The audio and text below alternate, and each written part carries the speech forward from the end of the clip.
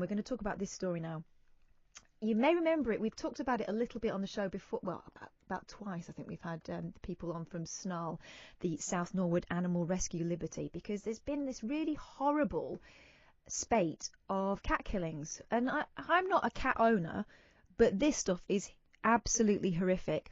And whether you're a cat owner or not, the fact that someone can do this to a living creature is absolutely disgusting and disturbing. It's a stepping stone to what else are they going to do? It's serial killer precisely, stuff. And it's something that can't defend itself. And also the thought behind it is truly, truly chilling. Let's talk to Boudicca Rising first from SNARL. Hiya, Boudicca. Hiya. Hi, Katherine. Hi. And I've got to say, you've got the best name I've ever heard in my life. Thank you. It's an absolute belter. But this story is something that we keep coming back to just because it's so horrific. What's been going on, Boudicca? Because I know that you're the main organisation investigating this. Yeah, well, the police are investigating, so they're the main organisation. But essentially, we stumbled across the case in September, October 2015. We started the investigation. We linked up with the police in January 2016 and the RSPCA in March 2016. And it's been a long haul, really. Unfortunately, the problem with serial killers is they're serial killers because they're successful. They know what they're doing. They act confidently. They act sometimes with high-risk behaviours but in low-risk arenas, which is what we've discovered. And they are bloody difficult to catch, pardon my French. So we continue the investigation. We are following a number of active leads at the moment. It's absolutely manic. So apologies in advance to anyone who's emailed us with anything non-urgent, because it's just getting shoved to one side while we investigate what we do have in. The remains an active and police investigation under Operation talkRADIO, which operates out of Croydon. And we're just ploughing on, basically. We're not giving up until this offender or offenders are caught. Do you think it's being taken seriously enough?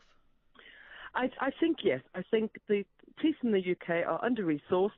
They're hideously under-resourced. They're hideously without the skills, without the things they need to investigate anything properly.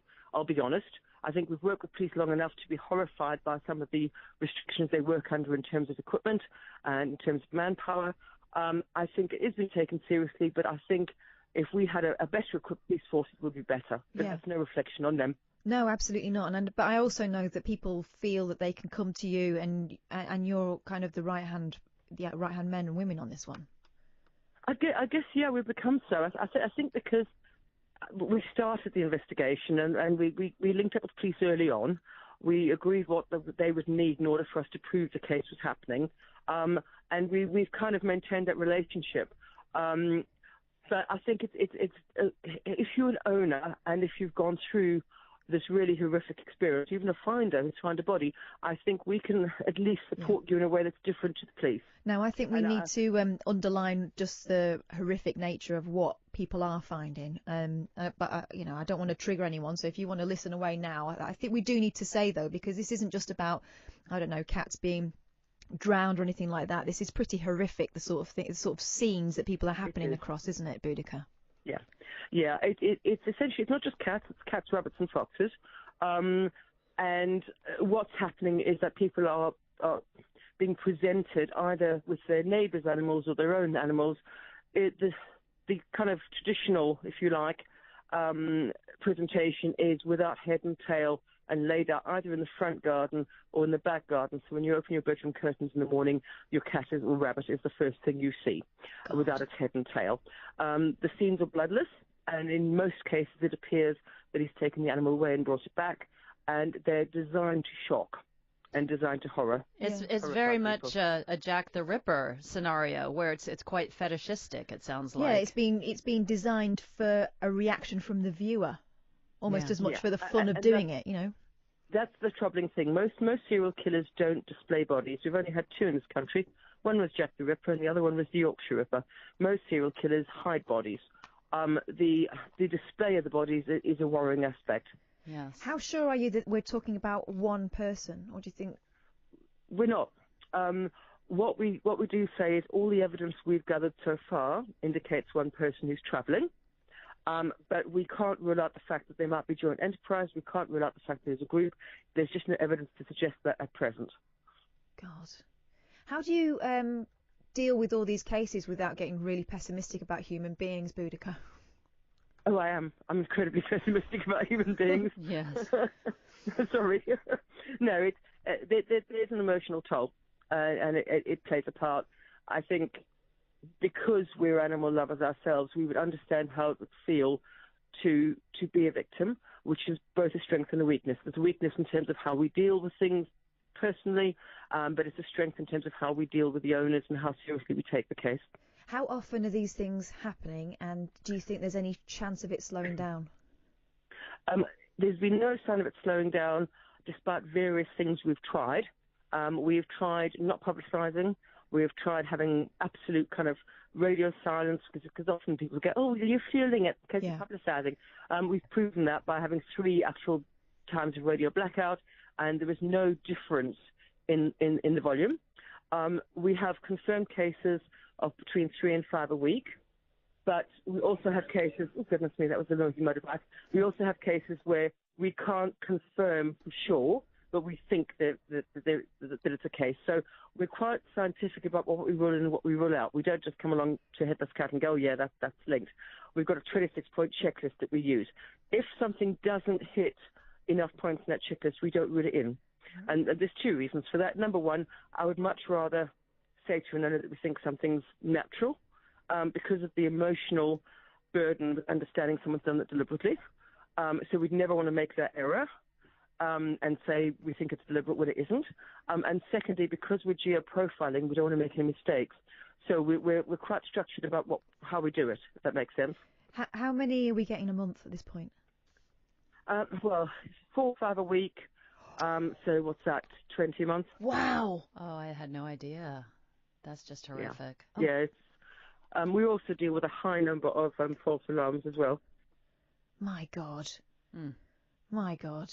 I mean, knowing I'm not an animal, quote-unquote animal lover. I do like animals, but I'm not an owner myself. But that is horrific. Those poor people and the poor animals as well, flipping it. So, obviously, you're trying to keep on top of this, but you're a charity, right? We're not a charity, no. We used to be a self-funding rescue. So before all this kicked off, we just funded the rescue work we did ourselves, because Tony worked and I worked, and we didn't need to go public funds.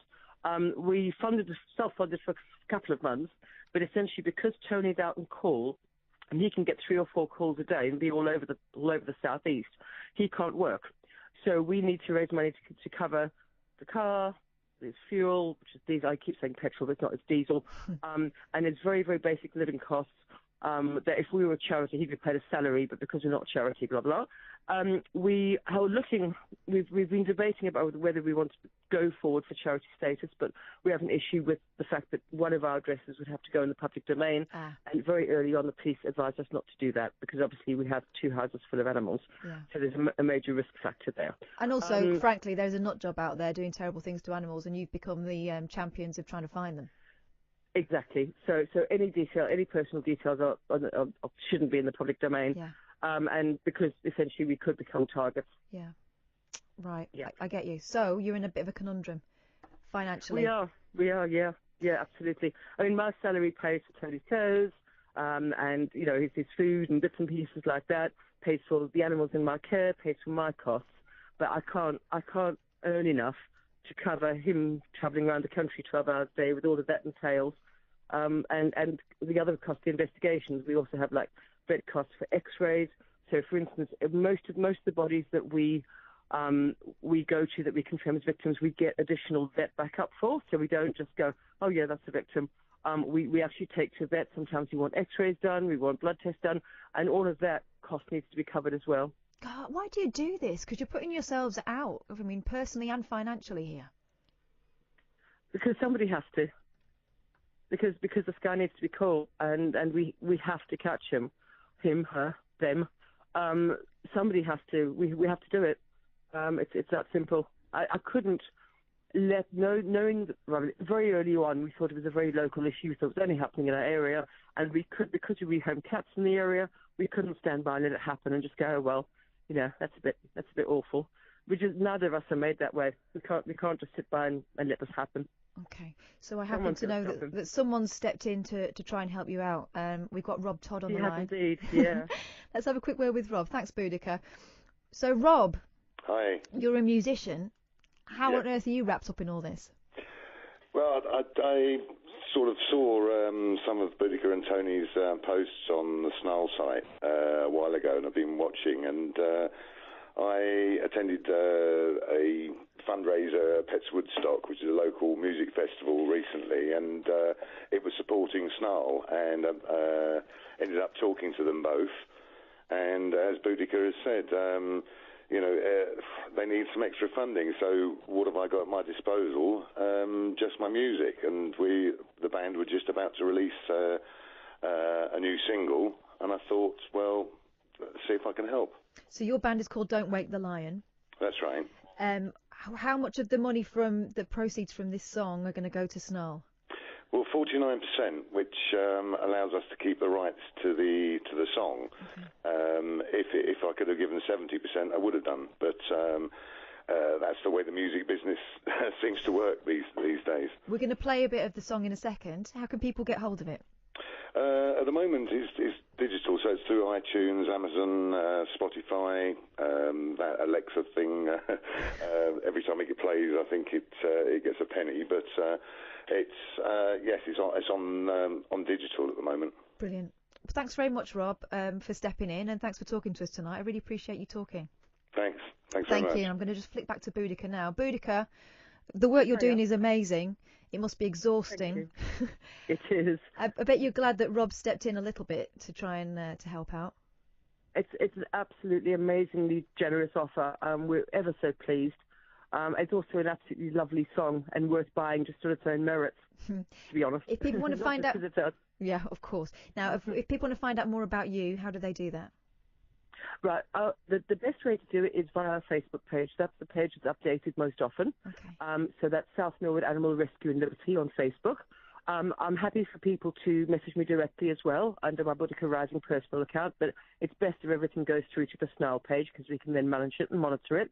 And then obviously both our telephone numbers are in the public domain, so if anybody does find an animal they believe to be dismembered or mutilated, to give us a call on 07961 030064 or 07957 830 490.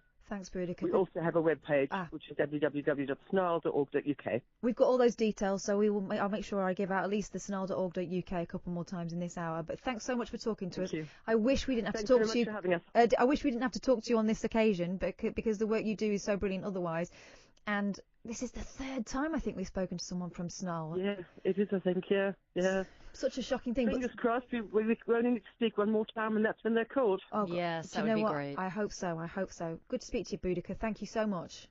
No problem. Take care. Good night. Good night now. And this is the song. It's called The Last Time My Heart Was Alive by Don't Wake the Lion.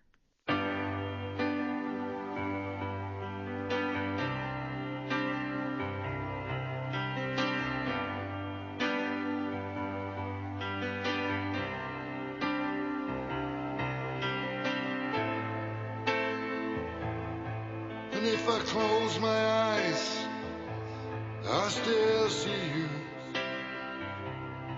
And if I close my eyes, I still feel you. And if I close my eyes, I'm still with you. But when I open my eyes, you are gone.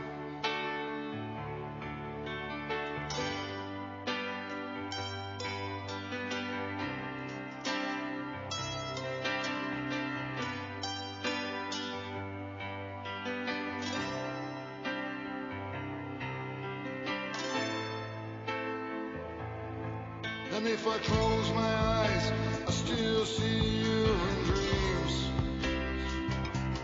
And if I close my eyes, I still kiss you, it seems. And if I close my eyes, I see your smile, it gleams. And when I open my eyes, you are gone.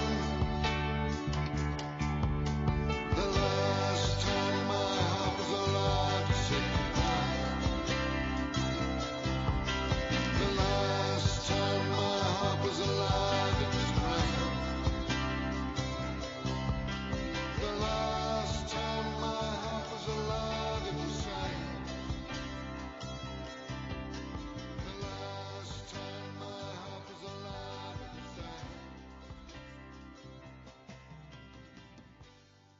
Talk Radio.